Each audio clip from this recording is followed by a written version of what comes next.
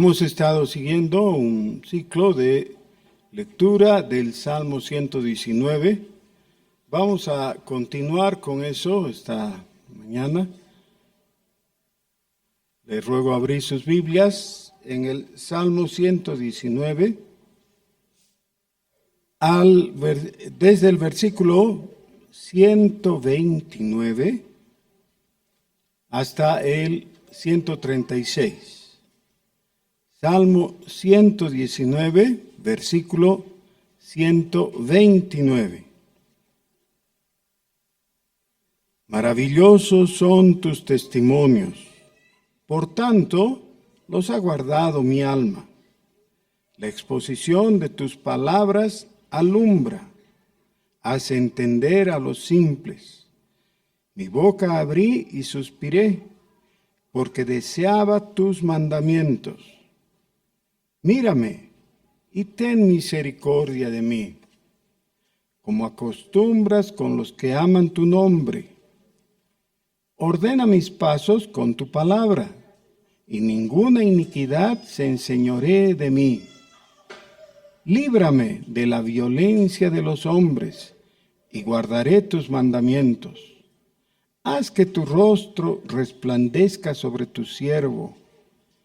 Enséñame tus estatutos. Ríos de agua descendieron de mis ojos, porque no guardaban tu ley. Amén. En la lectura del Salmo 119 encontramos conceptos que están esparcidos en toda la Biblia en general, pero algunos que son muy precisos respecto a la situación que podemos estar enfrentando algunas personas. Ahora, comienza con una aseveración. No es una petición, no es una entrega del corazón, es solamente una afirmación. Versículo 129. Maravillosos son tus testimonios.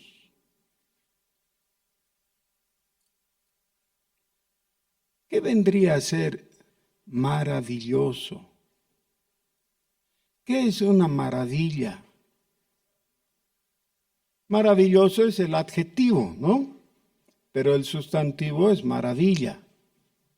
Maravillosamente es el adverbio. Se puede jugar con cualquiera de esas formaciones gramaticales.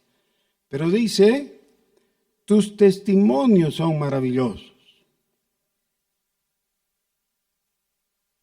Yo sé que todos debíamos ya saber, porque lo hemos mencionado más de una vez, pero me animo a hacer la pregunta, ¿qué son los testimonios?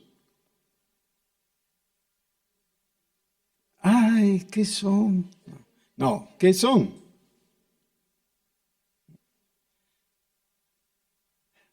Ya, entonces, ya que no saben, voy a tener que repetir brevemente lo que hemos dicho.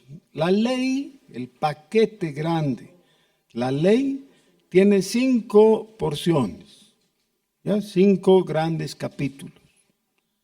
Estamos hablando de la ley de Dios, ¿no? En la Biblia. Primero, los mandamientos, eso es lo más conocido, ¿no es cierto? Reconocemos fácilmente los 10 mandamientos y hay otros varios. Lo más parecido a los mandamientos son las ordenanzas, que son mandamientos pero circunstanciales o coyunturales. Tienen que ver con aquello que Dios nos manda hacer en determinada circunstancia que no se podría aplicar a cualquier otra. Y a veces las ordenanzas son contradictorias, en cambio los mandamientos siempre son absolutos en lo moral.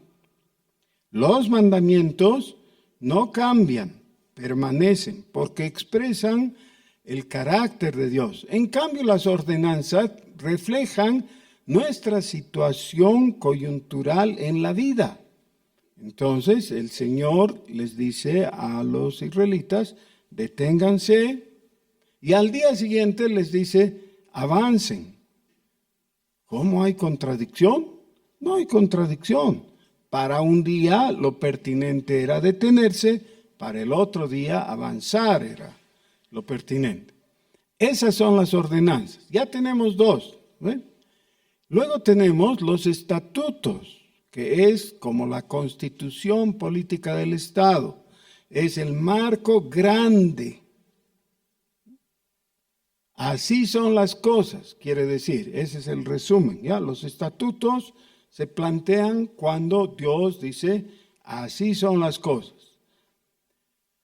Por ejemplo, respecto al matrimonio, el matrimonio tiene que darse entre un hombre y una mujer. Si alguien dice, pero yo me quiero casar con mi árbol, como ha habido un caso, ¿no?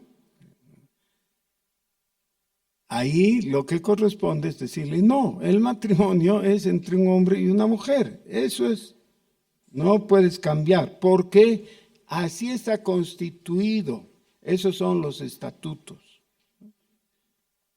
Muy bien. Y luego tenemos los decretos. Los decretos mayormente corresponden a dos. El decreto de creación y el decreto de redención.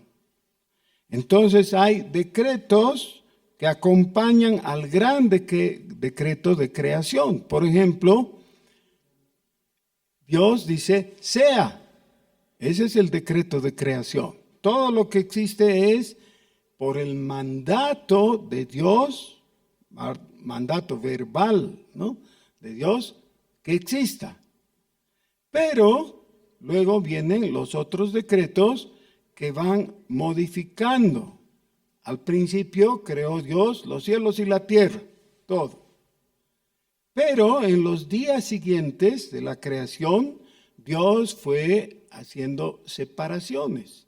Separó la luz de las tinieblas. ¿Cómo? Con un decreto de creación. Separó las aguas de la tierra seca. ¿Cómo? Por el decreto de creación que se amplifica. Hay los diferentes pequeños decretos. Ok. Igualmente, el decreto de redención. ¿Cuándo se dio el decreto de redención? Antes de la fundación del mundo. ¿Ya? En ese decreto de redención hay también subdecretos. Por ejemplo, que el corderito iba a entregar su preciosa vida para salvar a nosotros. Dice que Jesús, el corderito de Dios, fue dado ya para nuestra redención antes que el mundo fuese. Imagínense. Entonces, esos son los decretos. ¿Y qué nos falta? Los testimonios. Los testimonios. ¿Y qué son los testimonios? Con eso hemos empezado, ¿no? ¿Qué son los testimonios?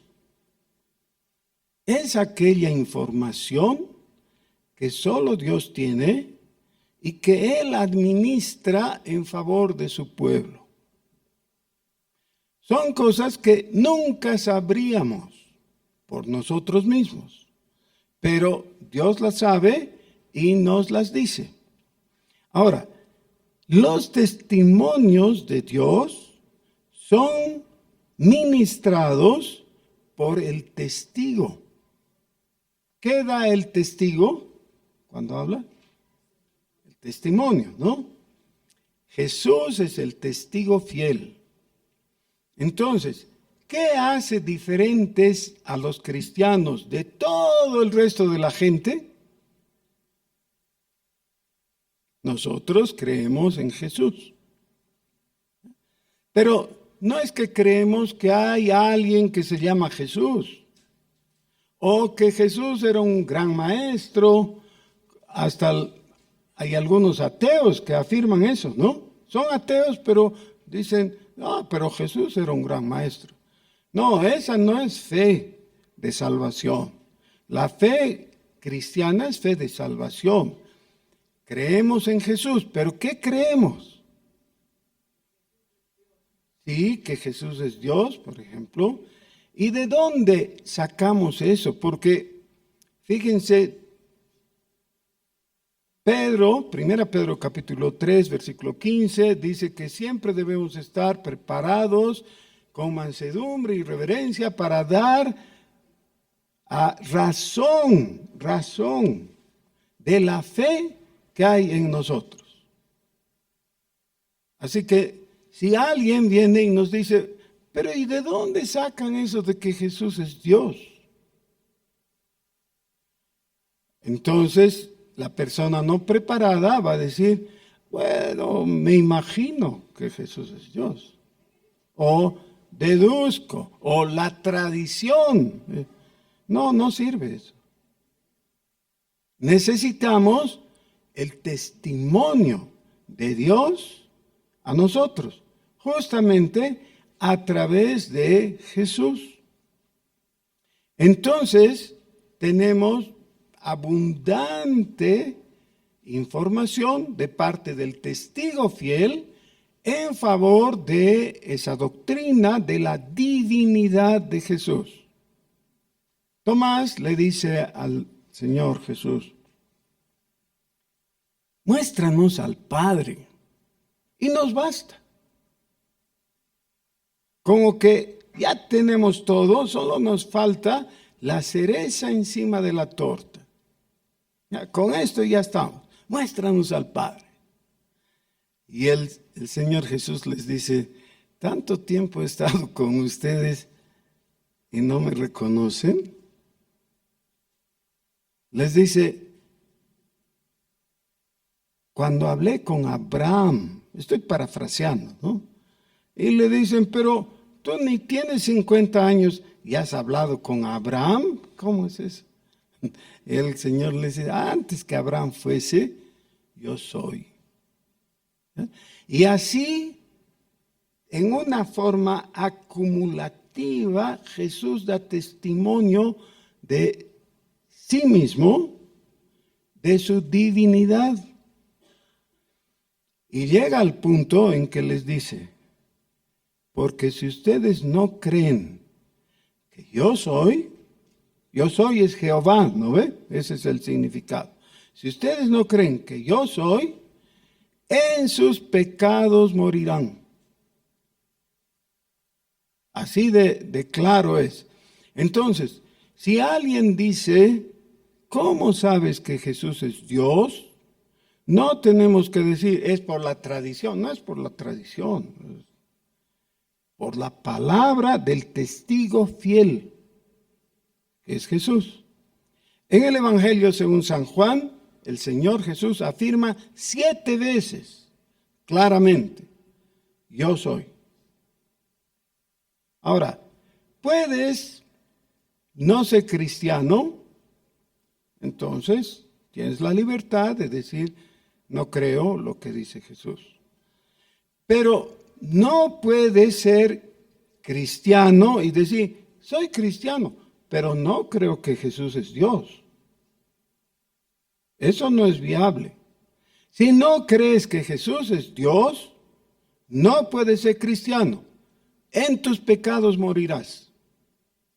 Listo, clarísimo. Bueno, ahora dice, maravillosos son tus testimonios. Maravillosos son tus testimonios.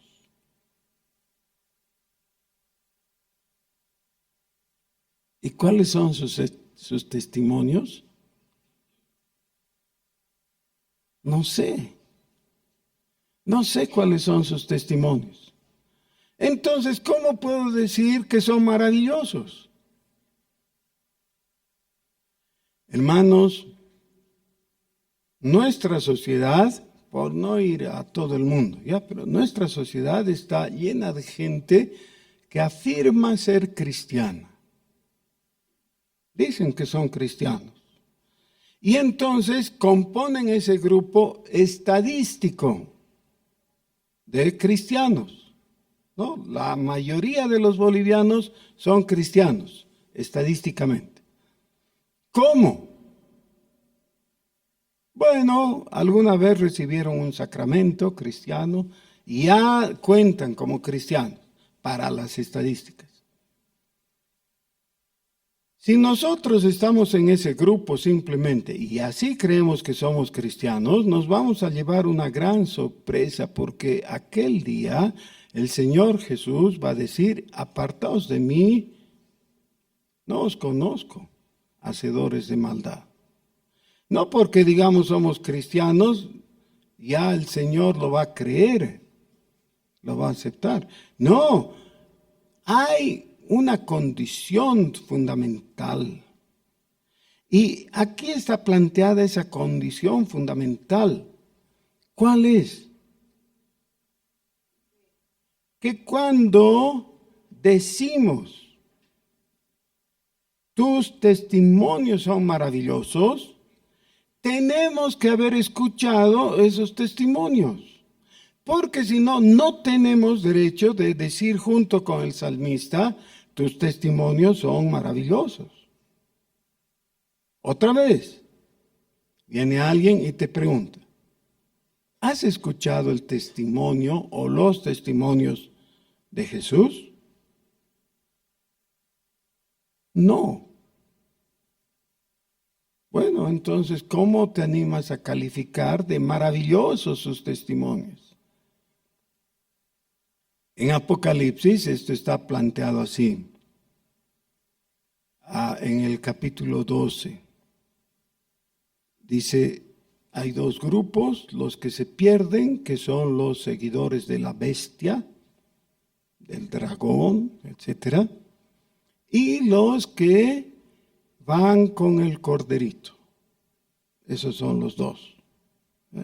Y luego aclara, dice, los que tienen el testimonio de Jesús, que es el espíritu de la profecía.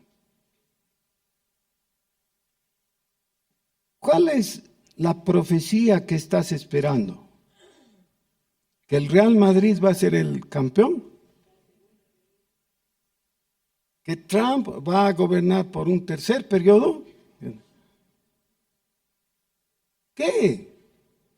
Es que eso es lo que busca la gente, quiere adelantarse en el conocimiento de los demás y cree que eso es profecía. Eso no es profecía. La profecía es el hablar de Dios con una intención específica. ¿Y cuál es la intención específica de Dios al hablar? O sea, al dar la profecía, al dar su testimonio. ¿Cuál es la intención? Que mires a Jesucristo. Esa es la palabra de Dios. Dios no tiene dos palabras o más. Tiene una palabra. Su palabra es Jesús. ¿Qué dice Juan capítulo 1? O sea, el Evangelio de Juan capítulo 1. En el principio era el verbo. Una traducción alternativa es la palabra, el logos. La palabra de Dios es Jesús. ¿Hay otra palabra? Quizás Mahoma, ¿no? No. Quizás Buda. O algún otro Tampulli, ¿no? ¿Sí? No.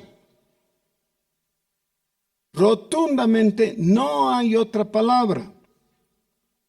La palabra de Dios es Jesús. Por eso, esto está planteado en una forma tan demoledora. Cuando dice, el que tiene al Hijo, o sea, el testimonio de Dios, o sea, la palabra de Dios, tiene la vida. El que no tiene al Hijo, no tiene la vida. Eso es. Si alguien dice, no, pero eso es demasiado radical, no se puede plantear así la cosa. Bueno, ¿saben qué? Así plantea la Biblia. Ese es el planteamiento bíblico. No podemos entrar a negociar eso. Así ha querido Dios, así lo ha establecido.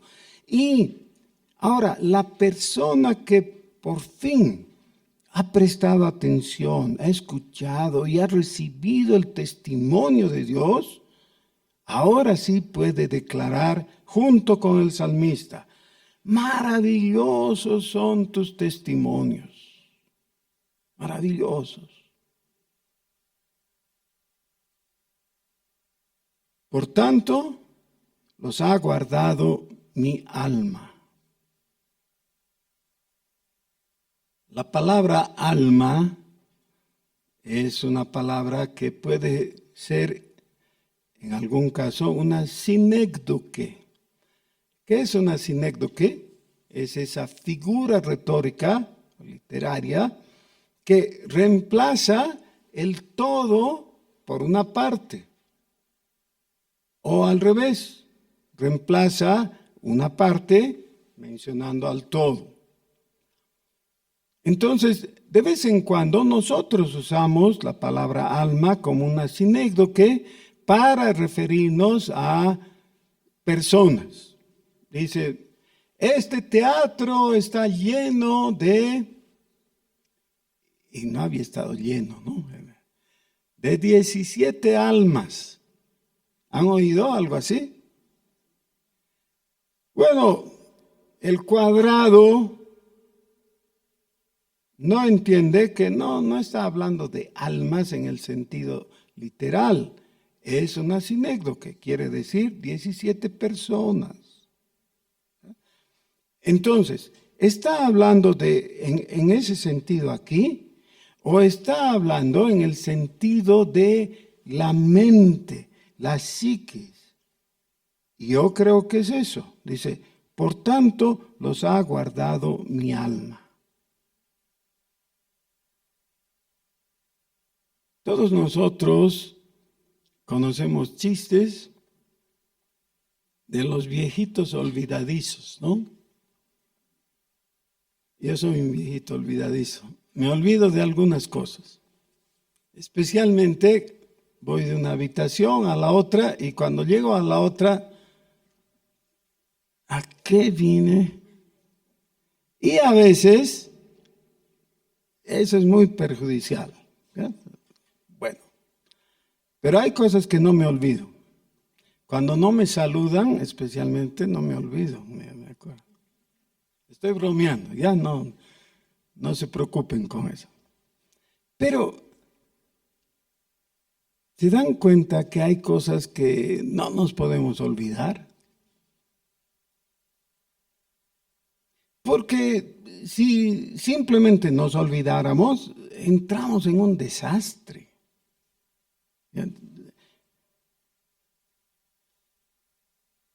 Un día el carcelero de Filipos le dice a Pablo y Silas, que estaban a ellos en el cepo dentro del calabozo más oscuro, tenebroso de la cárcel, ahí al fondo de todo, estaban sufriendo porque estar en el cepo es horrible.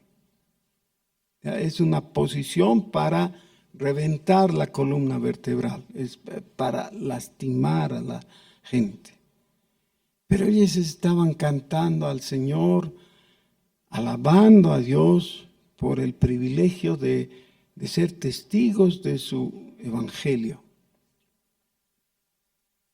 Se produce un terremoto y ellos no huyen. Entonces el carcelero se aflige mucho porque piensa, ahora con este terremoto todos han escapado, ¿qué voy a hacer? Y piensa suicidarse, desenvaina su espada para suicidarse porque, claro, el castigo era muy grave. Y Pablo le dice, no te hagas daño, aquí estamos, no hemos escapado. Conmovido el carcelero, porque ya les había escuchado alabar a Dios y cantar y todo, dice, aquí estoy frente a algo muy, muy sobresaliente, distinto. Y se anima a lanzar la pregunta. Dice, señores, ¿qué debo hacer para ser salvo? ¿Qué debo hacer para ser salvo? Y entonces Pablo les dice, mira, changuito, estás frente al gran apóstol, su servidor, aquí presente. Si hay alguien que puede responderte a esa pregunta, soy yo. Con toda modestia te voy a decir. Préstame atención, te voy a decir.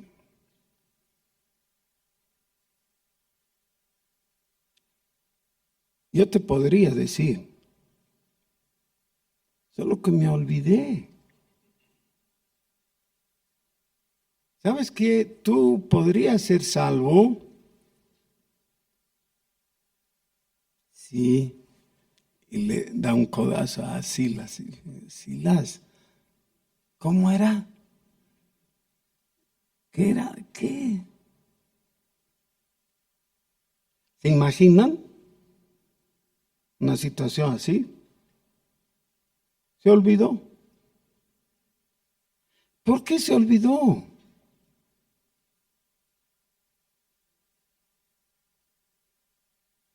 Hermanos, ¿se acuerdan de la placa del auto que tenían hace 10 años? Algunos se acuerdan. Otros dicen, ay, sí, como era una placa bien bonita y era fácil de acordarse. No sé por qué no me acuerdo. No se acuerdan. ¿Hay problema con eso? A veces, si está haciendo un trámite, sí, pero si simplemente es una conversación, no me acuerdo. ¿Y qué pasó? Nada pasó, no importa. No importa. Pero si Dios te ha hablado y te ha comunicado su testimonio, no puedes adoptar esa actitud de descuido. ¿Cómo era? Sí, querido carcelero, yo te voy a decir, ¿qué había que hacer para ser salvo? ¿Qué es? Ah, sí. No dudó, no esperó, no vio su chanchullo. Él sabía. ¿Por qué sabía? Miren, y sin querer tirar piedras a la ribera contraria. Esto es público y por eso lo repito así. Al Papa Francisco, un periodista le preguntó, ¿cuál es el mensaje de la Biblia? Dentro de una entrevista, ¿no? Y el Papa Francisco le respondió, eso nadie sabe.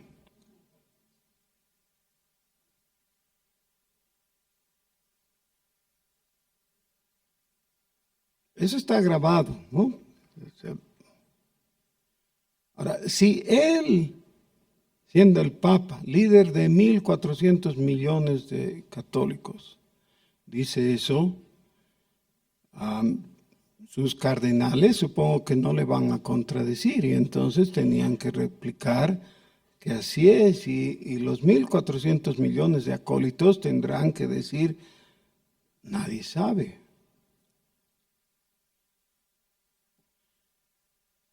¿Por qué lo dijo? Yo supongo porque él no sabía. Otra vez, el carcelero está diciéndole, señores, ¿qué debo hacer para ser salvo? Por si acaso eso está en Hechos capítulo 16, ¿no? Los que quieren leer por sí mismos. En el versículo 31, el apóstol Pablo respondió, cree en el Señor Jesucristo y serás salvo. Pero nadie sabe. Nadie sabe. Después de todo, el Papa Francisco tenía razón. Nadie sabe. Saben solamente los que tienen el testimonio del Espíritu. ¿Dónde? Ahora tienen que saber ustedes, ¿dónde? En su alma. Eso es lo que está diciendo el salmista. Maravillosos son tus testimonios, por tanto los ha guardado mi alma. Ahora voy a cambiar, voy a hacer una modificación leve y no vamos a leer como una afirmación, vamos a leer como una pregunta, ya vamos a establecer una interrogación. ¿Dónde ha guardado el salmista ese conocimiento de los testimonios? ¿Dónde? En su alma. ¿Y tú?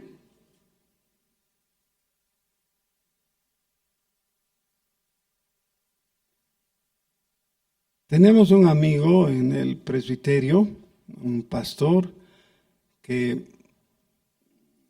no ha tenido el cuidado por mucho tiempo de memorizar las escrituras con la cita. Yo me doy cuenta que él conoce las escrituras y puede citar versículos así, pero si uno le dice, ¿y dónde está eso? Él dice, está entre Génesis y Apocalipsis. Y esa es su salida. Solo que ya nos hemos cansado de esa su salida y le insistimos, ¿dónde? ¿Dónde? Libro y capítulo y versículo, ¿dónde está? Y él, claro, tiene que reconocer que no se pasó el tiempo para memorizar. Ahora, no es tan grave, nadie se va a ir al infierno por no haber memorizado el libro, el capítulo y el versículo. Pero tampoco alguien va a ir al cielo por no haberlo hecho.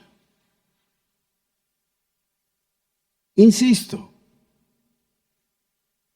el testimonio de Dios que el salmista considera maravilloso, ¿tú dónde lo has guardado?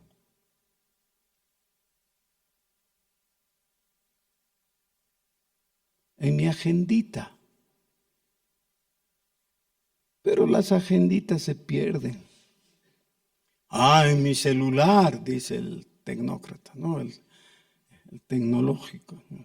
En mi celular. Y los celulares se caen al baño y se mojan y se pierde todo.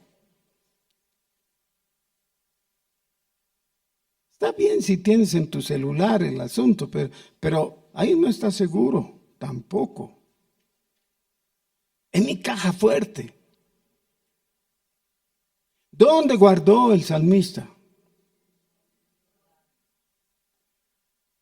¿Saben qué? Por años, algunos hermanos preciosos toman su sábado. Y a diferencia de los otros que se van al sauna o se van a hacer deportes o lo que sea, ellos no, ellos vienen aquí. No para beneficio directo suyo, para beneficio de los tunas, de los chiquitos, de los niños, de Oanza. Y se pasan todo el sábado en la tarde enseñándoles a los niños. ¿Saben qué les enseñan? Versículos. E historias de la Biblia, etcétera, ¿no? Todo lo que hacen en Oanza. Pero después de años, algunos de esos niños todavía recuerdan las lecciones, la enseñanza, los versículos de Oanza que cuando niños aprendieron. Los maestros de escuela dominical lo propio, ¿ya? Se preparan, dan sus clases con el fin de ¿qué? ¿Cuál es el objetivo? de emplear tanto, de ofrendar su tiempo? ¿Cuál es? Que los niños guarden el conocimiento de la Escritura. ¿Dónde? En su alma. ¿Para qué?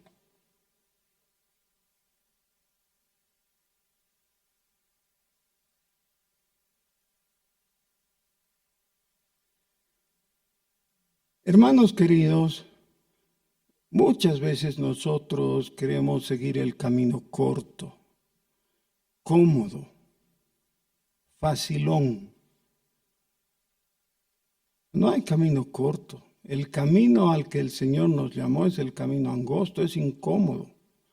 Es decir, voy a aprender este versículo. Sí, pero me da flojera. Ya pues te da flojera, ponle empeño, ponle ganas, memoriza. ¿Qué es lo que necesitas conocer? Necesitas conocer la palabra. ¿Por qué la palabra? Si estamos hablando de dos cosas diferentes, los testimonios de Dios y la palabra, dos cosas diferentes, ¿no es cierto? No son diferentes. La palabra es la espada del Espíritu. Si quieres que el Espíritu Santo grabe en tu mente, en tu corazón, la palabra, necesitas ir a la palabra. Necesitas estudiar la palabra. Quedarte tranquilo olvidando todo lo demás, aún la Champions League, si fuera necesario. Ya, un rato, no quiero. Quiero concentrarme en la palabra. Y cuando le des tiempo y atención a la palabra, de repente vas a ver un milagro. Vas a ver que tu Biblia, que era en blanco y negro, como los televisores antiguos, se vuelve a colores. Y con todas las... todos los artilugios de la tecnología moderna. Y vas a encontrar que hay cosas maravillosas ahí y que no te las dijo nadie, no te las predicó nadie. Ahí están. Y vas a ver que eso tiene una corriente, no eléctrica, sino espiritual directa desde el Espíritu de Dios hasta tu corazón. Y eso necesitas guardarlo en tu alma. ¿Qué te dijo Dios? ¿Qué te dijo Dios? Hay algunos versículos maravillosos. Por ejemplo, cuando estamos en la epístola a los Romanos, arribamos como a un puerto, a una conclusión. Ahora pues, ninguna condenación hay para los que están en Cristo.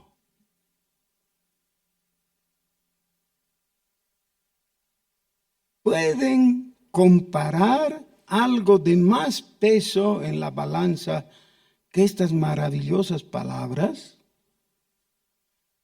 Quítale la palabra alguno y legítimamente pon tu nombre. ¿Cómo leeríamos el versículo?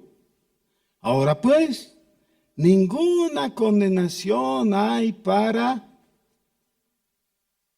quién? Sí, porque para alguno que no, para ti. Porque sabes, hay momentos que el pecado logra hacer estragos en nuestro corazón, en nuestra mente. Es como una tenaza que se cierra a nuestra garganta y nos estrangula por la culpa. Qué mal estoy, ¿cómo he podido hacer esto? Qué vergüenza que me invade, y soportas una especie de agonía por la culpa. He pecado. No hay vuelta, no me animo a mirar a Dios. Qué terrible. Y ahí entonces recuerdas, yo tengo un tesoro guardado en mi corazón, en mi alma. Porque si esto lo hubiera leído en la revista de Pato Donald o, no sé, en un libro de un gran escritor, eso no tendría la misma importancia. Es de la palabra, del testimonio de Dios. No hay condenación para el que está en Cristo. Esto hace toda la diferencia entre infierno y cielo.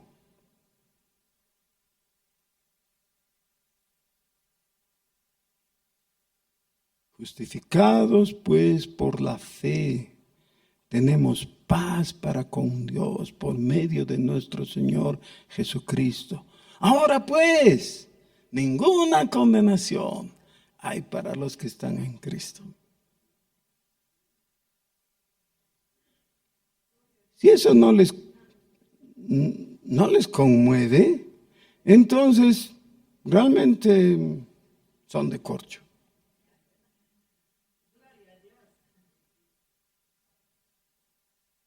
Hermanos, el salmista está diciendo, maravillosos son tus testimonios, porque esto no tiene que simplemente estar escrito.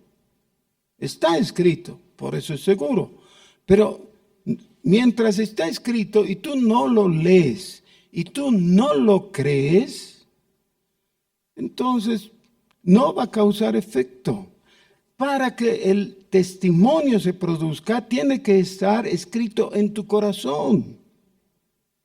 Tienes que creerlo, pero tienes que escucharlo de Dios. Ahora, da un paso adelante. Versículo 130. La exposición de tus palabras alumbra. No podría el salmista, como predicador, decir el versículo 130 si no ha dicho con convicción el 129. ¿Cómo es? Así. En Dios está la verdad, esa verdad nos es comunicada, es captada por tu atención y es atesorada por tu alma, y cuando esté en tu alma, ahí tienes la posibilidad de compartirla con alguien. Con tu vecino, con tu primo, con tu amigo, no importa. ¿Qué estás haciendo en ello? ¿Qué haces? Estás exponiendo la palabra. Esa es la exposición de tus palabras, alumbra. Hay amigos que nos piden consejos. Y tristemente tengo que decir que hay creyentes que el único consejo que pueden dar es de su humana astucia, de su mundana experiencia y nada más. ¿Por qué? No han atesorado la palabra, entonces buscan en su tesoro y no hay nada, no hay una gema, no hay un rubí, no hay una perla preciosa, no tienen nada que decir. Miren, este no es mi invento. El Señor Jesús, después de dar la parábola del sembrador y las subsecuentes, dice, por eso el reino de los cielos es como aquel mercader que llega a un lugar y encuentra la perla de gran precio. Y entonces vende todo lo que tiene para adquirir esa perla. No quiere nada de lo demás, quiere esa perla para sí. Ese es el Evangelio. Es Jesucristo en el corazón del creyente. ¿Quieres alumbrar a los otros con la palabra? Versículo 130. Bueno, tienes que hacerle caso al 129. ¿Qué es lo que se logra? Hacer entender a los simples. Mi boca abrí y suspiré porque deseaba tus mandamientos. Mírame y ten misericordia de mí. Ahora, el comprender, el tener el testimonio de Dios no es que nos hace mejores en nosotros mismos. Ninguno tiene que creerse la gran cosa. No somos mejores que los demás. Solo que en manos de Dios somos su especial tesoro. Pero si no estás en las manos de Dios, entonces eres igual que los demás. Ahora, ¿cuál es la forma correcta de permanecer en las manos de Dios? ¿Cuál es? ¿Cuál es la condición sine qua non para poder permanecer en la mano de Dios? La humildad. Y la humildad se expresa con estas palabras. Mírame, ten misericordia de mí. No, mírame, ¿has visto qué buen chango que soy? No. Mírame, Señor, ¿has visto mi buena conducta? No soy como esos mundanos así, borrachos y que no sé qué. No, no hay lugar a la soberbia, a la altanería, a la presunción. Todavía estoy a tus pies, delante de la cruz. Lo único que puedo hacer es extender mis manos como un mendigo y rogar misericordia. Ten de mí misericordia. Mírame. ¿Cómo acostumbras con los que aman tu nombre? Ten misericordia de mí, como acostumbras con los que aman tu nombre.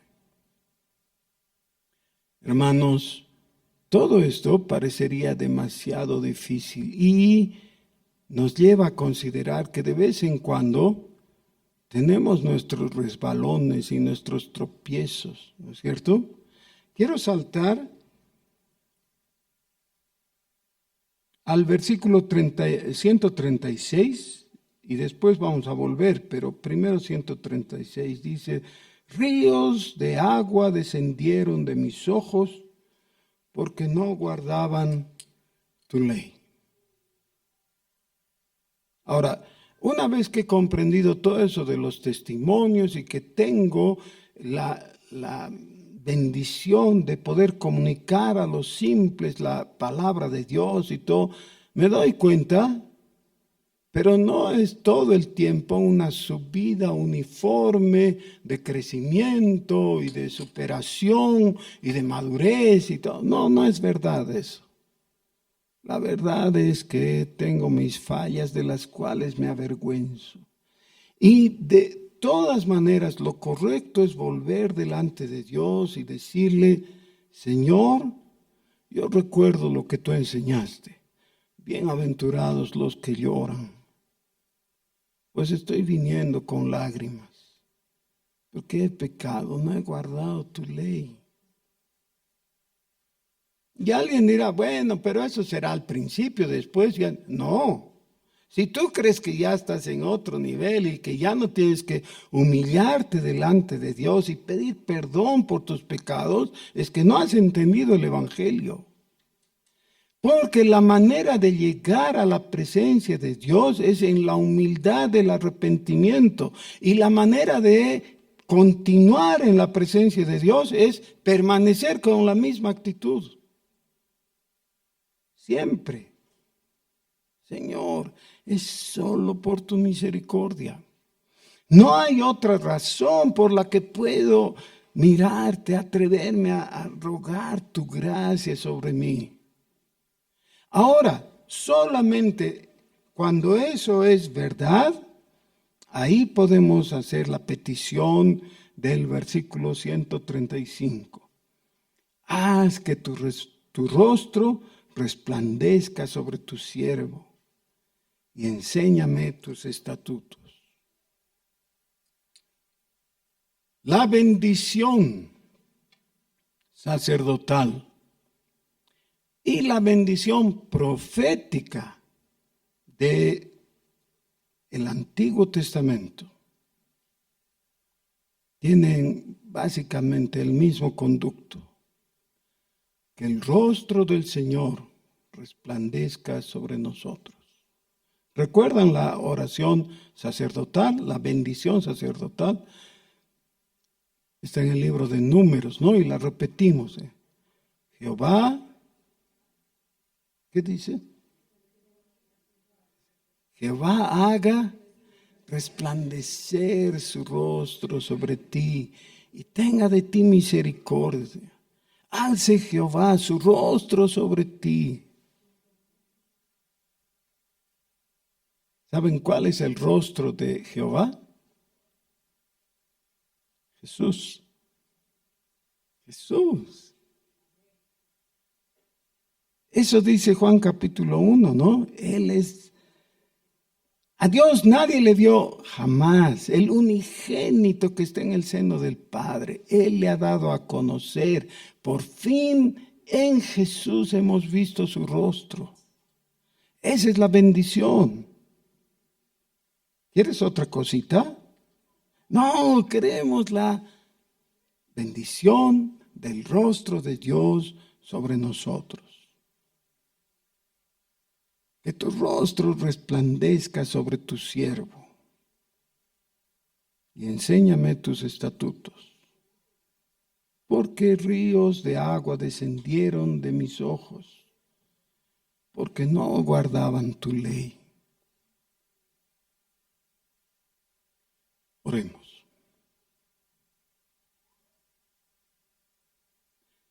Señor, te rogamos que nosotros encontremos el espíritu evangélico en los salmos, porque tú mismo predicaste los salmos y desde los salmos mostraste a Jesucristo, el único que puede salvar, el único que nos salva, el único a quien debemos buscar con todo nuestro corazón, cada día. Señor, gracias por tus testimonios. Por favor, no permitas que los descuidemos, que los guardemos en nuestra alma y que nos gocemos en ellos. Bendito sea tu nombre. Ayúdanos, Señor, en el nombre de Jesús. Amén.